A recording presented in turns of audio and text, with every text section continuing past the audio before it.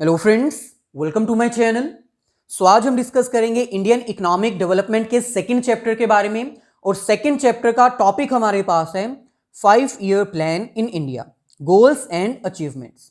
अब second chapter में हमें यह डिस्कस करना है कि आफ्टर इंडिपेंडेंस 1947 के बाद इंडिया की गवर्नमेंट ने कौन सी पॉलिसीज अडॉप्ट की, कौन से रूल्स एंड रेगुलेशंस अप्लाई किए ताकि इंडियन की इकोनॉमीज को डेवलप किया जा सके, ग्रो किया जा सके। अब तक फर्स्ट चैप्टर में हम ये डिटेल में डिस्कस कर चुके हैं कि on the eve of independence, that is just before the independence, India की सिचुएशन कैसी थी। जब इंडिया ब्रिटिश गवर्नमेंट के अंडर कंट्रोल में था तब इंडिया की डेवलपमेंट कैसी थी, उसकी परफॉर्मेंस कैसी थी। हम ये ब्रीफ में डिस्कस कर चुके हैं कि इंडिया का agriculture sector, industrial sector, foreign trade, infrastructure कैसा था अंडर द ब्रिटिश गवर्नमेंट। सो वो फर्स्ट चैप्टर टोटल हमने 6 पार्ट्स में डिवाइड किया था। अगर उनमें से कोई भी वीडियो आपने नहीं देखी तो सभी वीडियोस का लिंक डिस्क्रिप्शन में गिवन है, आप उनको जाकर देख सकते हैं। इसके साथ ही अगर मैक्रो इकोनॉमिक्स में कोई प्रॉब्लम है तो मैक्रो इकोनॉमिक्स के सारे चैप्टर्स अपलोड कर दिए गए हैं, उन सभी वीडियोस का लिंक भी डिस्क्रिप्शन में गिवन है। सो बिफोर इंडिपेंडेंस 1947 से पहले इंडिया की सिचुएशन कैसी थी वो हम डिटेल में डिस्कस कर चुके हैं। अब हमें इस चैप्टर में यह डिस्कस करना है कि आफ्टर इंडिपेंडेंस 1947 से पहले इंडिया की गवर्नमेंट ने कौन से ऐसे प्लान्स प्रिपेयर किए जिसकी वजह से इंडिया की इकोनॉमी ग्रो कर पाई। सो इसमें हमें डिटेल में डिस्कस करना है वो रूल्स, वो पॉलिसीज, वो प्लान्स, वो प्रोग्राम्स जो इंडिया की गवर्नमेंट ने लॉन्च किए आफ्टर इंडिपेंडेंस 1947 के बाद। सो चलिए हम डिस्कस करते हैं। फर्स्ट हमारे पास आता है what is economic planning. So business studies के चैप्टर में आप प्लानिंग का मीनिंग जानते हो। Planning means thinking in advance, advance में सोच लेना कि फ्यूचर में हम क्या करने वाले हैं। सो 1947 के बाद जब इंडिया को इंडिपेंडेंस मिली तो फर्स्ट वर्क क्या था इंडियन गवर्नमेंट का कि उनको प्लानिंग करनी पड़ेगी कि हमने ऐसा क्या वर्क करना है ताकि इंडिया की इकोनॉमी को ग्रो किया जा सके। सो इकोनॉमिक प्लानिंग एक ऐसी प्लानिंग है जिसमें सेंट्रल गवर्नमेंट प्लान्स प्रिपेयर करती है फ्यूचर के लिए ताकि उन फ्यूचर प्लान्स को इंप्लीमेंट किया जा सके, ऐसी पॉलिसीज और ऐसे प्रोग्राम्स प्रिपेयर किए जा सके ताकि इंडिया की जो इकोनॉमी है उसको स्टेबल किया जा सके, ग्रो किया जा सके। सो यहां पर हमें कह रहे हैं it is a system in which central authority sets a set of targets. First of all economic planning में क्या किया जाता है, सेंट्रल गवर्नमेंट जो होती है, सेंट्रल अथॉरिटी जो होती है वो कुछ टारगेट्स सेट करती है ताकि उन टारगेट्स के अकॉर्डिंग पॉलिसीज और प्रोग्राम्स प्रिपेयर किए जा सके। So according to that, according to the targets, designs the programmes and policies to achieve those targets within the specified time period. So यहां पर हमें कह रहे हैं फर्स्ट ऑफ ऑल हमें टारगेट सेट करने होते हैं, यानी कुछ ऑब्जेक्टिव्स सेट करने होते हैं। उन ऑब्जेक्टिव्स के अकॉर्डिंग हमें ऐसे प्रोग्राम्स डिजाइन करने होते हैं, ऐसी पॉलिसीज डिजाइन करनी होती हैं जिसकी हेल्प से हम उन टारगेट को अचीव कर पाए with in a specified period. With in a specified period का मतलब है कि हम जो प्लानिंग करते हैं वो एक पर्टिकुलर पीरियड के लिए होती है, जैसे 1 ईयर, 2 ईयर या 5 ईयर्स। सो एक स्पेसिफाइड पीरियड इसमें रखा जाता है ताकि उसके बीच में सारे गोल्स अचीव कर लिए जाए। सो ओवरऑल अगर कहा जाए तो इकोनॉमिक प्लानिंग एक ऐसी प्लानिंग होती है जिसमें सेंट्रल गवर्नमेंट पूरी इकोनॉमी के लिए कुछ टारगेट्स, कुछ ऑब्जेक्टिव्स सेट करती है, फिर उन ऑब्जेक्टिव्स के according programmes, policies, rules, regulations implement करती है और उन टारगेट्स को अचीव करने के लिए वर्क करती है और वो targets with in a specified period achieve हो जाने चाहिए। सो इंडिया में इकोनॉमिक प्लानिंग करने के लिए 1950 में, यानी 1947 आफ्टर इंडिपेंडेंस, 1950 में एक प्लानिंग कमीशन डिजाइन की गई थी जिसका ये वर्क था कि वो इकोनॉमिक प्लानिंग करेगी, यानी ऐसे टारगेट्स बनाएगी जो कि अचीव किए जा सकें with in a specified period. उन टारगेट्स को अचीव करने के लिए प्लान्स एंड पॉलिसीज भी यही कमीशन बनाएगी। इस कमीशन के अंडर कुछ स्पेसिफिक मेंबर्स होते थे जो ऑलवेज टारगेट करते थे, हमारे ऑब्जेक्टिव सेट करते थे, फिर उसके अकॉर्डिंग उनको अचीव भी करते थे। सो प्लानिंग कमीशन के अकॉर्डिंग इकोनॉमिक प्लानिंग क्या होती है, यहां पर हमें डेफिनेशन दी गई है। प्लानिंग कमीशन ने यह कहा था economic planning means utilisation of country's resources in different development activities in accordance with national priorities. So planning commission ने ये कहा था कि इकोनॉमिक प्लानिंग एक ऐसी प्लानिंग होती है जिसमें हम अपनी कंट्री के लिमिटेड रिसोर्सेज को बेस्ट यूटिलाइज करते हैं ताकि जो सोशल वेलफेयर है उसको प्रमोट किया जा सके, जो नेशनल प्रायोरिटीज हैं उनको अचीव किया जा सके। सो सिंपल है, इकोनॉमिक प्लानिंग में हम जो टारगेट्स सेट करते हैं वो हमारे रिसोर्सेज के अकॉर्डिंग होते हैं। +1 की इकोनॉमिक्स में हमने ये पढ़ा था कि हमारे जो वांट्स हैं वो अनलिमिटेड हैं, लेकिन हमारे पास जो रिसोर्सेज हैं वो लिमिटेड हैं। सो लिमिटेड रिसोर्सेज का बेस्ट यूटिलाइज करने के लिए हमें टारगेट्स बनाने होते हैं, ऑब्जेक्टिव्स सेट करने होते हैं और उसके अकॉर्डिंग हमें उन ऑल्टरनेटिव्स को सिलेक्ट करना होता है जो नेशनल प्रायोरिटीज हैं, जो सोशल वेलफेयर को प्रमोट करते हैं। सो आपको एक इंफॉर्मेशन ये भी पता होनी चाहिए कि प्लानिंग कमीशन का अब नेम चेंज करके इसको क्या बना दिया गया है, नीति आयोग, NITI, नीति आयोग, जो कि 2015 में किया गया था। 1 जनवरी 2015 को प्लानिंग कमीशन का नेम चेंज करके नीति आयोग कर दिया गया था। वर्क इसका सेम ही था, जैसे प्लानिंग कमीशन का मेन वर्क क्या होता था कि उसको 5 ईयर्स के लिए कुछ प्लान्स डेवलप करने होते हैं, पॉलिसीज डेवलप करनी होती हैं और उनको अचीव करना होता है। सेम वे से नीति आयोग का भी यही वर्क होता है। इसमें NITI की फुल फॉर्म क्या है, national institute for transforming India. So 1 जनवरी 2015 को इसका नेम चेंज करके नीति आयोग कर दिया गया था। सो आई होप बेसिक कॉन्सेप्ट आपका क्लियर हो चुका है कि 1950 में प्लानिंग कमीशन डेवलप की गई थी, जिसको अब हम नीति आयोग बोलते हैं, और इसका मेन वर्क क्या था, ऐसे टारगेट सेट करना जिनको नेशनल प्रायोरिटीज के अकॉर्डिंग अचीव किया जा सके, प्रोग्राम्स एंड पॉलिसीज उसके अकॉर्डिंग प्रिपेयर की जा सके। सो नेक्स्ट टॉपिक हमारे पास है need for planning in India. अब यहां पर हमें यह डिफाइन करना है कि इंडिया में प्लानिंग करने की क्या जरूरत पड़ी। तो सिंपल है, बिफोर इंडिपेंडेंस 1947 में हमें पता है कि ब्रिटिश गवर्नमेंट ने हमारी इंडियन इकोनॉमी को एक्सप्लॉइट किया था। उन्होंने हमारे इंडियन रिसोर्सेज को यूज किया था अपने बेनिफिट के लिए, जिसकी वजह से इंडियन इकोनॉमी कैसी हो चुकी थी, बहुत ही बैकवर्ड हो चुकी थी और स्टेगनेंट। स्टेगनेंट मीन्स ऐसी इकोनॉमी जो बिल्कुल ग्रो ही नहीं कर पा रही थी।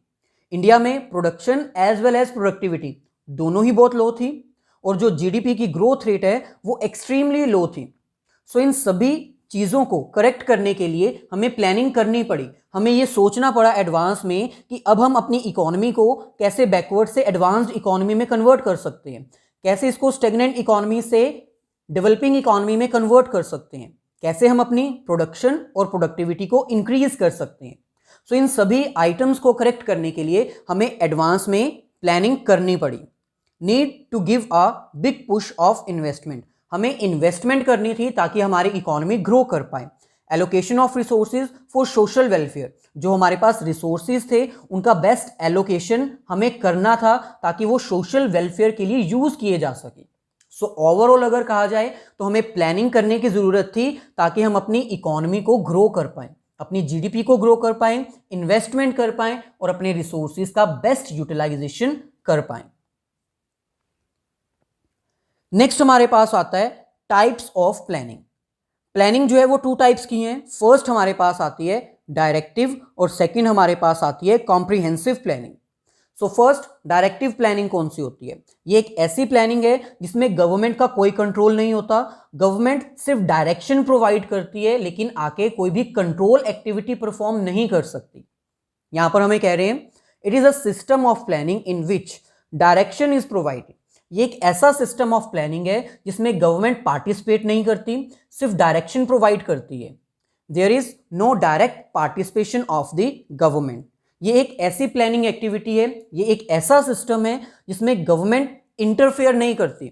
वो मार्केट फोर्सेस के लिए डायरेक्शन प्रोवाइड करती है, सप्लाई और डिमांड के लिए डायरेक्शन प्रोवाइड करती है, लेकिन इंटरफेयर नहीं कर सकती, सप्लाई और डिमांड को कंट्रोल नहीं कर सकती। नेक्स्ट हमें कह रहे हैं in this government set the rules of dos and don'ts. अब क्योंकि ऐसी प्लानिंग सिस्टम में गवर्नमेंट इंटरफेयर नहीं कर सकती, गवर्नमेंट सिर्फ डायरेक्शन प्रोवाइड कर सकती है, सो इसलिए गवर्नमेंट का रोल कितना है, सिर्फ उसको रूल्स एंड रेगुलेशंस प्रिपेयर करने हैं जिसमें वो क्लियरली मेंशन कर देती है dos and don'ts. It means क्या आप कर सकते हो और क्या आप नहीं कर सकते। This type of planning is used bye capitalist economies. ऐसे सिस्टम को कौन सी इकोनॉमीज यूज करती हैं? जो कैपिटलिस्ट इकोनॉमीज होती हैं।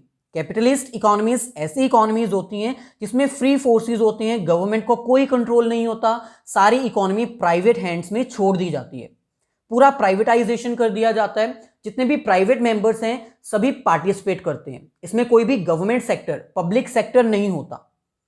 सो डायरेक्टिव प्लानिंग में डायरेक्शन प्रोवाइड की जाती है, गवर्नमेंट का कोई कंट्रोल नहीं होता, गवर्नमेंट पार्टिसिपेट नहीं करती, वो सिर्फ रूल्स एंड रेगुलेशन सेट कर देती है, पूरी इकोनॉमी को फ्री इकोनॉमी कर दिया जाता है, मार्केट फोर्सेस अपना रोल प्ले करती हैं, डिमांड और सप्लाई के ऊपर डिपेंड करता है कि मार्केट में इन्फ्लेशन होगी या फिर डिफ्लेशन होगी, गवर्नमेंट उसको कंट्रोल नहीं कर सकती, वो सिर्फ डूज एंड डोंट्स सेट कर सकती है।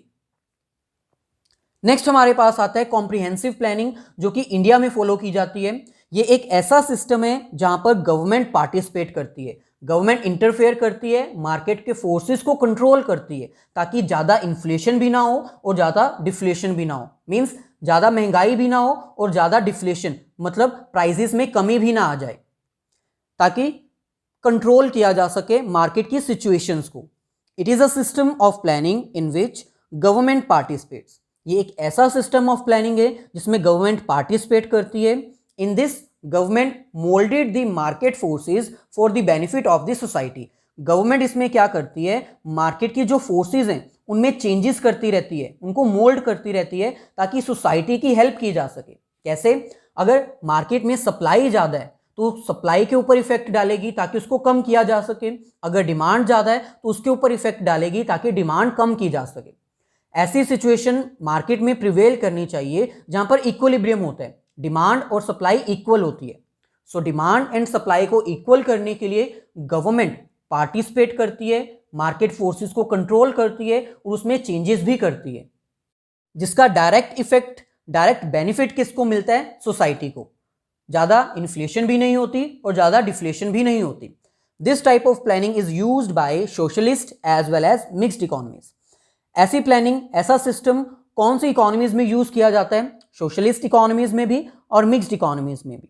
सोशलिस्ट इकोनॉमीज ऐसी इकोनॉमीज होती हैं जहां पर सिर्फ पब्लिक सेक्टर का कंट्रोल होता है, यानी पूरा का पूरा कंट्रोल गवर्नमेंट के हैंड्स में होता है। या फिर मिक्स्ड इकोनॉमीज, ऐसी इकोनॉमीज जहां पर गवर्नमेंट का कंट्रोल भी होता है और कुछ कंट्रोल प्राइवेट सेक्टर्स के हैंड में भी होता है। सो कॉम्प्रिहेंसिव प्लानिंग एक ऐसी प्लानिंग है जहां पर गवर्नमेंट पार्टिसिपेट करती है, गवर्नमेंट कंट्रोल करती है और चेंजेस भी करती है मार्केट की सप्लाई और डिमांड में, ताकि ना ही ज़्यादा इन्फ्लेशन हो और ना ही ज़्यादा डिफ्लेशन हो। सो कॉम्प्रिहेंसिव प्लानिंग ही इंडिया में फॉलो की जाती है क्योंकि यहाँ पर मिक्स्ड इकोनॉमी है। इंडिया में मिक्स्ड इकोनॉमी है, मतलब इंडिया में प्राइवेट सेक्टर का भी कंट्रोल है और गवर्नमेंट सेक्टर का भी कंट्रोल है। सो इसीलिए इंडिया में कॉम्प्रिहेंसिव प्लानिंग यूज की जाती है ताकि गवर्नमेंट पार्टिसिपेट कर सके और कंट्रोल भी कर सके। सो नेक्स्ट हमारे पास है types of economies. Types of economies में हमें ये डिस्कस करना है कि इकोनॉमीज कितनी टाइप्स की होती हैं। सो इसको हम डिस्कस कर चुके हैं कि बेसिकली इकोनॉमीज 3 टाइप्स की होती हैं। फर्स्ट हमारे पास आती है कैपिटलिस्ट इकोनॉमी, सोशलिस्ट इकोनॉमी और लास्ट हमारे पास आती है मिक्स्ड इकोनॉमी। फर्दर प्रोसीड करने से पहले आपसे रिक्वेस्ट है कि अगर आप फर्स्ट टाइम हमारे चैनल पर आए हो तो हमारे चैनल को सब्सक्राइब कर लीजिए, साथ में जो बेल आइकन अपीयर होगी उसको भी क्लिक कर दीजिए ताकि फ्यूचर में अगर कोई भी वीडियोस अपलोड की जाएं इकोनॉमिक्स के रिगार्डिंग तो उन सभी वीडियोस का लिंक आपको मिल जाए। अगर अब तक आपने हमारे वीडियो को लाइक नहीं किया है तो इसको लाइक कर दीजिए और साथ ही अपने सभी फ्रेंड्स के साथ इसको शेयर कर दीजिए। सो फर्स्ट इकोनॉमी हमारे पास आती है कैपिटलिस्ट इकोनॉमी। सो इसको अभी हमने डिस्कस किया। कैपिटलिस्ट इकोनॉमी एक ऐसी इकोनॉमी होती है जिसमें गवर्नमेंट का कोई इंटरफेरेंस नहीं होता, गवर्नमेंट इसमें पार्टिसिपेट नहीं करती और गवर्नमेंट किसी भी चीज़ को कंट्रोल नहीं कर सकती।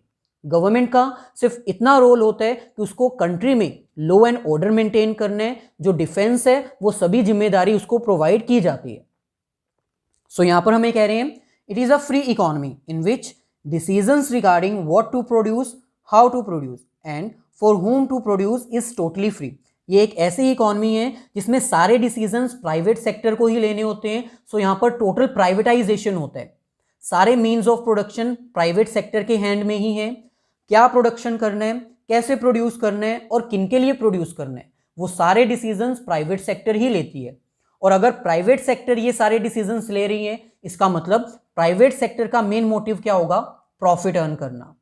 सो ऐसी इकोनॉमीज जो कि कैपिटलिस्ट इकोनॉमीज हैं, जिनमें गवर्नमेंट का कोई कंट्रोल नहीं है, उसमें मेन मोटिव प्रॉफिट अर्न करने के कारण जीडीपी तो उनकी हाई हो सकती है, लेकिन सोशल वेलफेयर वहां पर नहीं परफॉर्म किया जाएगा, क्योंकि सारी ऑर्गेनाइजेशंस सिर्फ और सिर्फ अपने प्रॉफिट मैक्सिमाइजेशन के लिए ही वर्क करेंगी।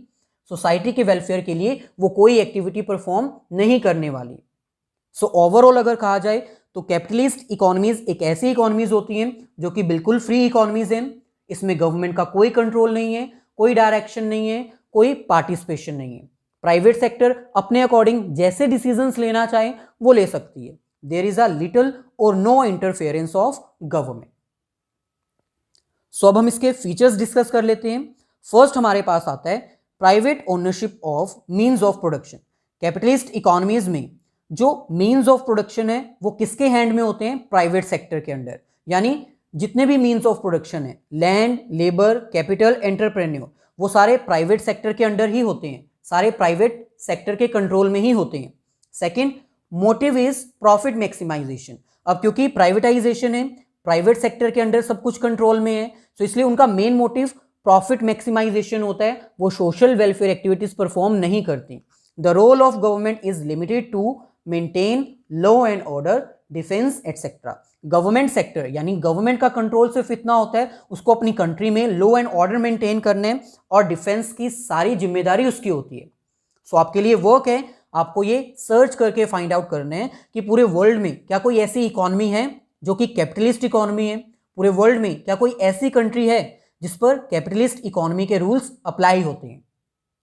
नेक्स्ट हमारे पास आते हैं मेरिट्स ऑफ कैपिटलिस्ट इकोनॉमी। तो सिंपल है, क्योंकि कैपिटलिस्ट इकोनॉमी में प्राइवेट सेक्टर का कंट्रोल होता है और प्राइवेट सेक्टर प्रॉफिट मैक्सिमाइजेशन के लिए वर्क करती है। सो अगर प्रॉफिट ज्यादा होगा तो उस कंट्री की जीडीपी भी ज्यादा होगी। सो मेरिट सिर्फ इतना है कि उस कंट्री की ग्रोस डोमेस्टिक प्रोडक्शन यानी जीडीपी ग्रोथ ज्यादा होगी। लेकिन डीमेरिट क्या है? वहां पर सोशल वेलफेयर की एक्टिविटीज परफॉर्म नहीं की जाएंगी, क्योंकि गवर्नमेंट का कोई कंट्रोल नहीं है। Ignores the interest of the society, production of those goods which are demanded by rich section.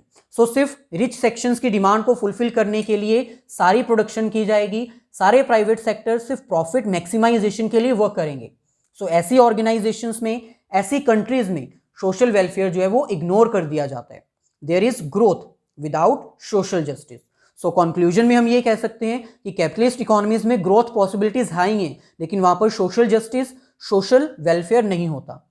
Next हमारे पास आती है सोशलिस्ट इकोनॉमी, जो कि बिल्कुल ऑपोजिट है कैपिटलिस्ट इकोनॉमीज में। ये ऐसी इकोनॉमीज हैं जिसमें सारा कंट्रोल गवर्नमेंट के अंडर होता है, एक सेंट्रल अथॉरिटी होती है जो पूरा कंट्रोल करती है, पार्टिसिपेट करती है और मार्केट की फोर्सेस को कंट्रोल करती है। सो यहां पर हमें कह रहे हैं it is an economy in which decisions regarding what to produce, how to produce and for whom to produce is decided by this central authority. So यहां पर सारे डिसीजन सेंट्रल अथॉरिटी लेती है, यानी कि सेंट्रल गवर्नमेंट, एक particular government decide कर दी जाती है, सारे डिसीजंस उसके अंडर ही लिए जाते हैं। Everything is under the control of government, सब कुछ गवर्नमेंट के कंट्रोल में ही होता है। नेक्स्ट हमारे पास आते हैं features of socialist economy. So capitalist economies के बिल्कुल ऑपोजिट, यहां पर मीन्स ऑफ प्रोडक्शन का सारा कंट्रोल पब्लिक सेक्टर के अंडर होता है, यानी गवर्नमेंट के पास होता है। कैपिटल, एंटरप्रेन्योरशिप, सब कुछ गवर्नमेंट के कंट्रोल में ही होता है। Second, motive is social welfare. अब क्योंकि गवर्नमेंट के कंट्रोल में होता है, इसलिए इनका मेन मोटिव क्या होता है? सोशल वेलफेयर एक्टिविटीज को परफॉर्म करना। प्रॉफिट मोटिव इनका मेन मकसद नहीं होता। Next, the role of government is not limited to law and order and defence. ऐसी कंट्रीज में जहां पर सोशलिस्ट इकोनॉमीज के रूल्स अप्लाई होते हैं, वहां पर गवर्नमेंट का कंट्रोल सिर्फ लॉ एंड ऑर्डर पे नहीं होता या फिर सिर्फ डिफेंस पे नहीं होता, उनका कंट्रोल पूरी इकोनॉमी पे होता है। वो जहां मर्जी इंटरफेयर कर सकते हैं, पार्टिसिपेट कर सकते हैं। नेक्स्ट हमारे पास आते हैं merits and demerits of socialist economies. So इसका सबसे बड़ा मेरिट यही है कि अगर हम सोशलिस्ट इकोनॉमीज के रूल्स फॉलो करते हैं तो ऐसी ऑर्गेनाइजेशंस में इक्वालिटीज आती हैं और सोशल जस्टिस की एक्टिविटीज भी परफॉर्म की जाती है, क्योंकि गवर्नमेंट सोसाइटी के बेनिफिट के लिए भी वर्क करती है। क्योंकि उनका मेन मोटिव प्रॉफिट अर्न करना नहीं होता, इसलिए सोसाइटी का वेलफेयर भी वहां पर परफॉर्म किया जाता है। दूसरी तरफ इसका डीमेरिट क्या है? The rate of GDP is slow. Growth rate होती है वहां पर, लेकिन स्लो होती है। क्यों? क्योंकि वहां पर ऑर्गेनाइजेशंस जो होती हैं, जो प्रोडक्शन करती हैं, उनका मेन मोटिव प्रॉफिट अर्न करना नहीं रह जाता। उनका मेन मोटिव क्या होता है? सोसाइटी की हेल्प करना, सोशल वेलफेयर एक्टिविटीज को परफॉर्म करना। ऐसी कंट्रीज में सोशल वेलफेयर तो होता है, लेकिन जीडीपी ग्रोथ रेट स्लो हो जाती है ड्यू टू सोशल वेलफेयर, क्योंकि उनको प्रॉफिट बाद में देखना होता है, पहले सोसाइटी की हेल्प करनी होती है। और ऐसी इकोनॉमी की एग्जांपल हमारे आसपास ही है। आपको कमेंट करके ऐसी कंट्री का नेम सजेस्ट करना है, बताना है जहां पर सोशलिस्ट इकोनॉमीज के रूल्स अप्लाई होते हैं। नेक्स्ट हमारे पास आता है लास्ट, मिक्स्ड इकोनॉमीज। ये एक ऐसी इकोनॉमीज होती हैं जहां पर capitalist as well as socialist economies के रूल्स अप्लाई होते हैं। इट मींस ये एक ऐसी इकोनॉमी है जहां पर गवर्नमेंट का कंट्रोल भी होता है और जहां पर प्राइवेट सेक्टर का कंट्रोल भी होता है। The decisions regarding what to produce, how to produce and for whom to produce is free but with control of government. ऐसी कंट्रीज में जहां पर मिक्स्ड इकोनॉमीज के रूल्स अप्लाई होते हैं, वहां पर क्या प्रोड्यूस किया जाए, कैसे प्रोड्यूस किया जाए और किसके लिए प्रोड्यूस किया जाए, ये टोटली फ्री होता है। लेकिन गवर्नमेंट कंट्रोल कर सकती है कुछ डिसीजंस, कुछ लिमिट्स गवर्नमेंट के पास होती है। अगर वो लिमिट क्रॉस करता है प्राइवेट सेक्टर, तो गवर्नमेंट उसको कंट्रोल कर सकती है। ये ऐसी कंट्रीज होती हैं जहां पर कैपिटलिस्ट और सोशलिस्ट दोनों के रूल्स अप्लाई होते हैं। इट मींस यहां पर प्राइवेट सेक्टर का कंट्रोल भी होता है और गवर्नमेंट सेक्टर का भी कंट्रोल होता है। नेक्स्ट हमारे पास आते हैं features of mixed economy. Means of production are owned by private and public. यहां पर जो मीन्स ऑफ प्रोडक्शन है वो दोनों के हैंड्स में होते हैं, दोनों का कंट्रोल होता है, प्राइवेट और पब्लिक। पब्लिक मीन्स यहां पर गवर्नमेंट सेक्टर का भी कंट्रोल होता है। Main motive for private sector is profit maximisation. जो मेन मोटिव है प्राइवेट सेक्टर का वो प्रॉफिट मैक्सिमाइजेशन है, लेकिन जिन आइटम्स के ऊपर, जिन मीन्स ऑफ प्रोडक्शन के ऊपर पब्लिक सेक्टर का कंट्रोल है, उनका फिर मेन मोटिव क्या हो जाता है? Social welfare. दोनों ही मोटिव यहां पर परफॉर्म किए जाते हैं, प्रॉफिट मैक्सिमाइजेशन भी और सोशल वेलफेयर भी। Both private and public plays an important role. ऐसी कंट्रीज में प्राइवेट और पब्लिक दोनों ही सेक्टर का इंपॉर्टेंट रोल होता है। जो प्राइवेट सेक्टर होती है वो जीडीपी को ग्रो करने के लिए हेल्प करती है, और दूसरी तरफ जो पब्लिक सेक्टर होती है वो सोशल वेलफेयर की एक्टिविटीज को परफॉर्म करती है। लास्ट हमारे पास आते हैं मेरिट्स एंड डीमेरिट। मेरिट इसका क्या है? Having features of both economies. ऐसी इकोनॉमीज जहां पर मिक्स्ड इकोनॉमी के रूल्स अप्लाई होते हैं, वहां पर दोनों ही इकोनॉमीज के फीचर्स फॉलो किए जाते हैं। इट मींस यहां पर कैपिटलिस्ट और सोशलिस्ट दोनों ही रूल्स अप्लाई किए जाते हैं। GDP is encouraged by private sector and social justice by public sector। इसको अभी हमने डिस्कस किया। GDP को ग्रो करने के लिए प्राइवेट सेक्टर हेल्प करती है और सोशल वेलफेयर के लिए पब्लिक सेक्टर हेल्प करती है। ऐसी कंट्रीज में जो मेन डीमेरिट, जो डिसएडवांटेज वो क्या है? जहां पर प्राइवेट सेक्टर का कंट्रोल होता है वहां पर मैक्सिमम चांसेस यही होते हैं करप्शन के, leading to low level of efficiency. और जहां पर करप्शन होती है वहां पर ऑर्गेनाइजेशंस, वहां पर ज्यादा इन्वेस्टमेंट नहीं आती, जिसकी वजह से लेवल्स ऑफ एफिशिएंसी डिक्रीज हो जाती है। ओवरऑल अगर कहा जाए तो ये हमारे पास थी मिक्स्ड इकोनॉमी जहां पर पब्लिक और प्राइवेट सेक्टर दोनों का कंट्रोल होता है। ये थी हमारी आज की वीडियो। आई होप आपको सभी कॉन्सेप्ट्स क्लियर हो गए होंगे। अगर कोई कंफ्यूजन है तो आप कमेंट करके पूछ सकते हैं। प्लीज लाइक कर दीजिए वीडियो को और जितने भी फ्रेंड्स हैं सभी के साथ शेयर कर दीजिए।